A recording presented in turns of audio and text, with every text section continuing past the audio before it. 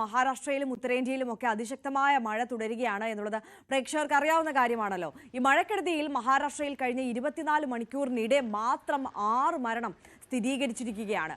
മുംബൈ നഗരത്തിൽ പലയിടത്തും വെള്ളക്കെട്ട് തുടരുകയാണ്. അതിനിടെ സാങ്കേതിക തകരാർ കാരണം നിന്നുപോയ മോണോ റെയിലിൽ നിന്ന് 750 യാത്രക്കാരെ കഴിഞ്ഞ ദിവസം രാത്രി രക്ഷിക്കുകയും ചെയ്തിരുന്നു. സഞ്ചാരത്തിനിടെ ഉയരപ്പാതയിലാണ് വൈദ്യുതി വിതരണം തകരാറിലായി ട്രെയിൻ കുടുങ്ങിപ്പോയത്.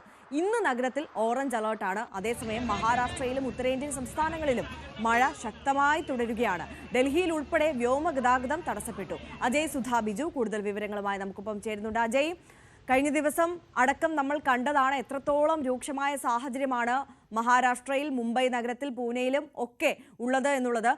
ഏറെ ആശങ്കപ്പെടുത്തുന്ന ഒരു വാർത്ത ഇന്നലെ രാത്രിയിൽ വന്നത് ഈ മോണോ റെയിലിന്റെ ഗതാഗതം ആകാശപാതയിൽ വെച്ച് നിന്നു പോയതാണ്. 750ഓളം യാത്രക്കാരെ പിന്നീട് ക്രെയിൻ വെച്ചാണ് രക്ഷപ്പെടുത്തുന്ന ഒരു സാഹചര്യമൊക്കെ ഉണ്ടായത്. 24 മണിക്കൂറിനിടെ മാത്രം 6 മരണം സ്ഥിരീകരിക്കുന്ന അതിരൂക്ഷമായ സാഹചര്യം. നിലവിലത്തെ കാലാവസ്ഥ എങ്ങനെയാണ്? നിലവിൽ മുംബൈയിൽ മഴ കുറവുണ്ട് എന്നത് ആശ്വാസകരമായിട്ടുള്ള കാര്യമാണ്. നിലവിൽ മുംബൈ നഗരത്തിൽ ഓറഞ്ച് അലേർട്ടാണ് പ്രഖ്യാപിച്ചിട്ടുള്ളത്. മുംബൈ മാത്രമല്ല, സമീപ പ്രദേശങ്ങളായിട്ടുള്ള പൂനെ ഉൾപ്പെടെയുള്ള പല സ്ഥലങ്ങളിലും ഇപ്പോൾ നിലവിൽ ഓറഞ്ച് അലേർട്ടാണ് എന്നുള്ളത് ആശ്വാസകരമായിട്ടുള്ള കാര്യമാണ്. താനെ, പിന്നെ പൽഘർ, രത്നഗിരി, പിന്നെ സിന്ധുദുർഗ് തുടങ്ങിയിട്ടുള്ള ജില്ലകൾ, ഇവിടങ്ങളിലും പിന്നെ ഇപ്പോൾ നിലവിൽ ഇന്നലെ പ്രഖ്യാപിച്ചിരുന്ന റെഡ് അലേർട്ട് ഇപ്പോൾ ഓറഞ്ച് അലേർട്ട് ആക്കിയിട്ടുണ്ട്. മുംബൈ മേഖലയിൽ സ്കൂളുകൾ ഇന്ന് തുറന്ന് പ്രവർത്തിക്കും. അതുപോലെ ബൃഹൻ മുംബൈ ഉൾപ്പെടെ ഇന്നലെ വെള്ളക്കെട്ട് വളരെ രൂക്ഷമായി ബാധിച്ചിരുന്ന മേഖലകളിലെല്ലാം ഇപ്പോൾ നിലവിൽ ഒരു ആശ്വാസകരമായിട്ടുള്ള കാര്യം തന്നെയാണ്. എന്നാൽ മുംബൈയിൽ വെച്ച് നടത്താനിരുന്ന എല്ലാ പരീക്ഷകളും വിവിധ സർവകലാശാലകൾ മാറ്റിവെച്ചിട്ടുണ്ട്. ഇപ്പോഴും നഗരത്തിൽ പല സ്ഥലങ്ങളിലായി വെള്ളക്കെട്ട് രൂക്ഷമായി തന്നെ തുടരുകയാണ്.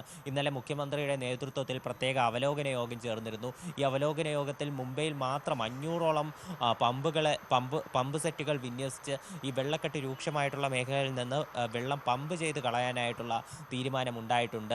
5 ജില്ലകളിൽ നിന്ന് ഏതാണ്ട് 1500ഓളം പേരെയാണ് വിവിധ സുരക്ഷിതമായിട്ടുള്ള സ്ഥലങ്ങളിലേക്ക് മാറ്റി പാർപ്പിച്ചിട്ടുള്ളത്. താനെ നദിയിലുള്ള വെള്ളം അപകടകരമായിട്ടുള്ള രീതിയിൽ ഉയർന്നതിനെ തുടർന്ന് 400ഓളം പേരെ ഈ നദിയുടെ തീരത്ത് നിന്ന് മാറ്റി പാർപ്പിച്ചിട്ടുണ്ട്. മുംബൈയുടെ സമീപ പ്രദേശമായിട്ടുള്ള നാന്ദത് ജില്ലയിൽ നിന്ന് അവിടെ ഉണ്ടായ മിന്നൽ പ്രളയത്തിൽ നിന്ന് ഏതാണ്ട് 5 പേരെ കാണാതായിട്ടുണ്ട്. ഇവരെ ഇപ്പോഴും കണ്ടെത്താൻ സാധിച്ചിട്ടില്ല. മുംബൈയിൽ ഒരു മിന്നൽ പ്രളയമാണ് ചൊവ്വാഴ്ച ഉണ്ടായത്. അത് കാരണമാണ് വളരെ പെട്ടെന്ന് തന്നെ മണിക്കൂറുകൾ കൊണ്ട് ഒരുപാട് അധികം വെള്ളം ഇത്രയധികം ഉയരാൻ കാരണമെന്നാണ് ഇന്നലെ ഉൾപ്പെടെ ചേർന്ന അവലോകന യോഗത്തിൽ പറയുകയുണ്ടായിരുന്നത്.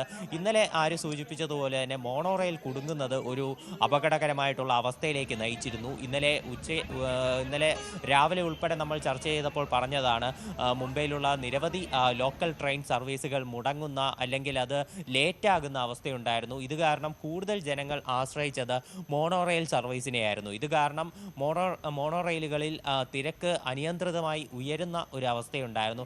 ഇത്തരത്തിലാണ് 2 ട്രെയിൻ 2 മേഖലകളിലായിട്ട് കുടുങ്ങുന്ന അവസ്ഥയുണ്ടായത്. മൈസൂർ കോളനിയും പിന്നെ അതുപോലെ തന്നെ ഭക്തി പാർക്കിനെയും തമ്മിൽ കണക്ട് ചെയ്യുന്ന ഒരു മോണോ റെയിൽ കുടുങ്ങിയിരുന്നു. അതുപോലെ തന്നെ ആചാര്യ ആത്രയെ പിന്നെ വണ്ടാല മേഖലകളെ തമ്മിൽ ബന്ധിപ്പിക്കുന്ന സ്ഥലത്തെ ഒരു മോണോ റെയിൽ കുടുങ്ങി. 2 ട്രെയിനുകളിലും കൂടെ ആകെ 750ഓളം യാത്രക്കാരായിരുന്നു ഉണ്ടായിരുന്നത്.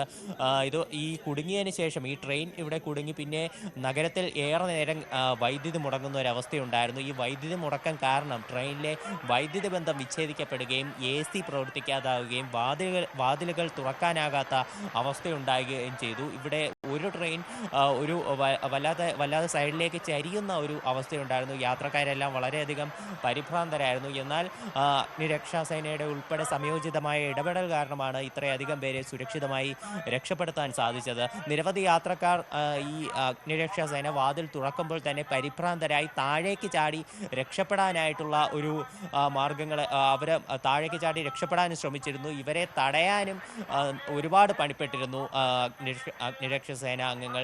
അതുപോലെ തന്നെ സംസ്ഥാനത്ത് മൊത്തം നിലവിൽ 18 NDRF സേനയെ വിന്യസിച്ചിട്ടുണ്ട്.